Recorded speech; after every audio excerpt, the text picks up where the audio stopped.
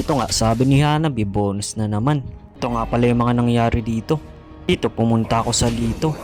Kasi nga, nandito yung mga kalaban, aagawin ko sana.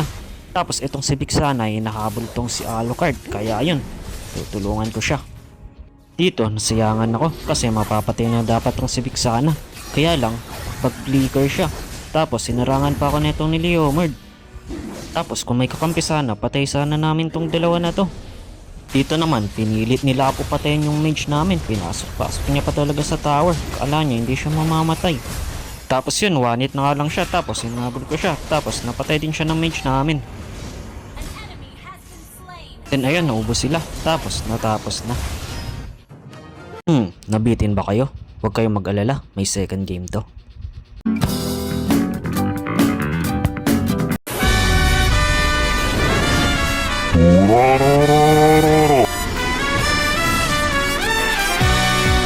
Ito na nga, game 2. At ang katapat ko dito ay si YZ.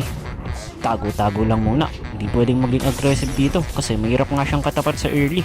Pero alam niyo naman, pag nabuhan na yan ng dominance, wala na yan. Dito, binibait pa ako ng YZ. Ang hindi niya alam, nandito yung mga kasama ko. Kaya ayun, namatay siya. Dito nga, nakikita nyo na ang may wagang item. Oras na para pumalag. YZ nandito sa bush, kala niya hindi ko alam.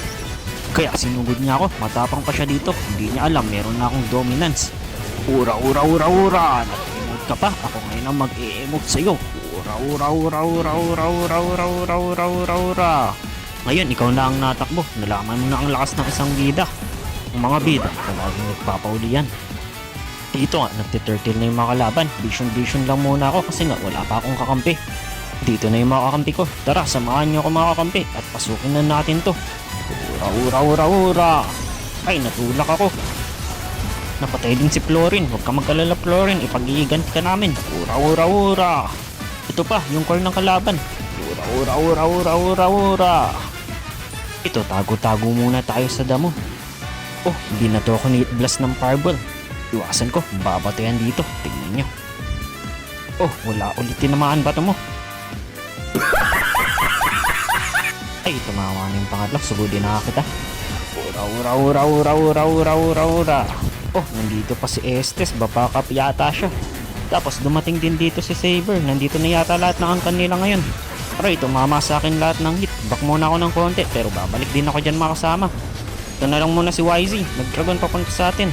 Aray, ang sakit nila. Back muna, back muna. Yan na, nagkabuhay na ako ng konti. Babalik na ulit tayo sa labanan. Tara mga kasama, kaya natin to. Oh, tinulak pa ako ni Balir. Pero namatay na din siya. At yun, naubos sila. Dito nga, itutulak ko lang sana tong top. Pero pumunta dito si Estes tsaka si YZ. Kaya yun, pinalagpalagan ko na muna sila. So, suppress ko nga din sila dito. Walang hindi makalaban kasi yung Estes nandito sa akin. Kaya lamang na agad kami dito. Tapos yung Estes, ayaw talaga umalis dito. Gusto niya dito. Ayan tuloy, napagpapatay yung mga kasama niya. Paliki dito na ang labanan dito. Karoon ng space yung mga kasama ko. Kasi nga, prinayo ng Estes yung YZ kahit sa dun sa mga madami niyang kasama. Dito nga, nakipag-clash yung mga kasama ko ng kulang. Nakipag-porbito sila. Kaya ayun, wala akong choice para puntahan sila. Tapos ayun, ako pa yung namatay dito. Buti na lang, naisip ni YSS na i-push yung top. Sabi niya, ay wala yung mga kalaban dito. Pupush ko na to. Ura, ura, ura, ura. Push, push, push. YZ ka lang. Di mo ako mapipigilan.